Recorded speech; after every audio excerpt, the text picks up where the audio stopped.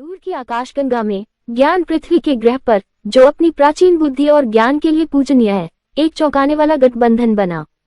तमसा के राक्षस, जो कभी ग्रह के कट्टर दुश्मन थे, रहस्यमय राजकुमारी काली के नेतृत्व में भारतीयों के पक्ष में चले गए।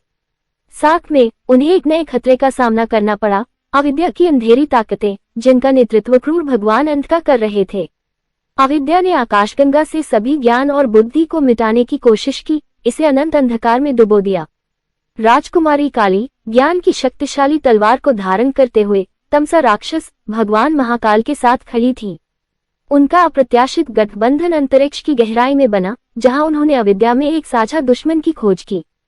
जब अविद्या की सेनाएं ज्ञान पृथ्वी पर उतरी, तो ग्रह की सुरक्षा तमसा राक्षसों की अंधेरी ऊर्जा की महारत से मजबूत हुई। भारतीयों ने अपनी उन्नत तकनीक और प्राचीन ज्ञान के साथ राक्षसों की शक्तियों को पूरी तरह से पूरक बनाया। युद्ध पूरे ग्रह पर फैल गया, ज्ञान नगरों की ऊंची मीनारों से लेकर बुद्धिवनों के रहस्यमय जंगलों तक। अविद्या की सेनाएं प्रकाश और ध्वनि के शानदार प्रदर्शन में भारतीय तमस गठबंधन से भिड़ गईं, उनका संघर्ष पूरी आकाशगंगा में गूंज उठा। राजकुमारी काली और भगवान महाकाल ने आक्रमण का नेतृत्व किया, उनका बंधन हर गुजरते पल के साथ मजबूत होता गया। साथ में उन्होंने ज्ञान और अंधकार में ऊर्जा के विनाशकारी संयोजन को उजागर किया, जिसने अविद्या की सुरक्षा को चकनाचूर कर दिया। अविद्या के गढ़ के मध्य में राजकुमारी काली ने भगवान अंधका का सामना किया। उनका द्वंद्व आयामों तक फैला हुआ था, जिसमें ज्ञान पृथ्वी का भाग्य अधर में लटका हुआ था। ब्रह्मांडीय ऊर्जा के विस्फोट के साथ राजकुमारी काली ने अंतिम प्रहार किया, भगवान अंधका और उनकी सेनाओं को ग्रह से निर्वासित कर दिया।